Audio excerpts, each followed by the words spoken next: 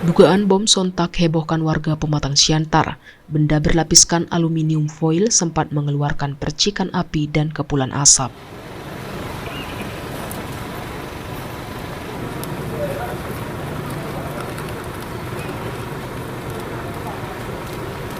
Warga Pasar Dewi Kora, Jalan Patuan Anggi, Kelurahan Sukadame, Kecamatan Siantar Utara, Kota Pematang Siantar, dihebohkan adanya pelemparan sebuah benda yang diduga bom rakitan di salah satu toko yang menjual bahan pakaian pada Jumat 12 Mei 2023 siang.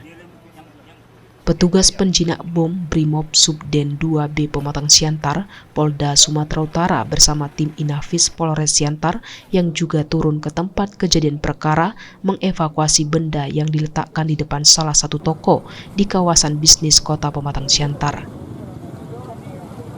Saksi mata yang ditemui di lokasi kejadian, Eka yang merupakan seorang petugas bongkar muat, mengatakan hanya melihat orang tak dikenal melemparkan benda tersebut ke arah salah satu toko di Jalan Patuan Anggi. Menurutnya, benda tersebut mengeluarkan percikan api dan kepulan asap yang membuat ia dan warga lainnya berusaha langsung memadamkan api tersebut. Mana bang orang abang pertama nengok? Yang macam kayak apa lah, kalau dibilang kembang api dia kan pasti ada percikan. Ini nggak ada percikannya. Dia macam gas terbakar, putih itu apinya.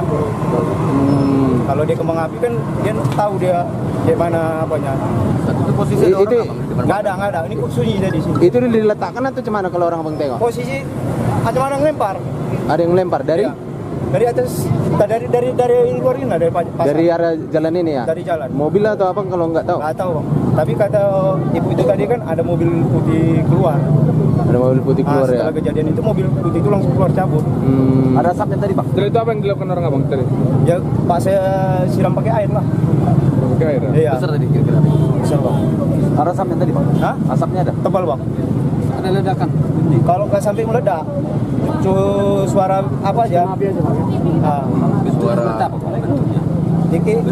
bendanya kayak mana? Kayak baterai. Nah, ini agak besar.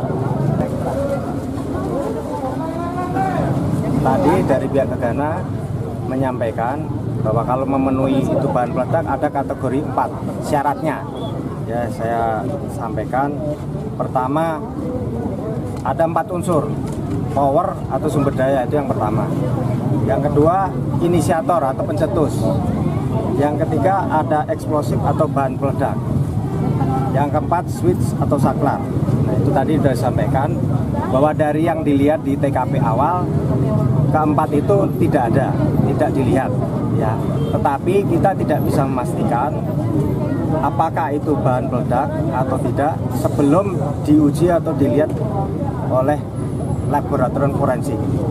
Jadi saya hanya bisa menyampaikan saat ini kita tunggu hasil dari labor apakah tersebut bahan peledak atau tidak.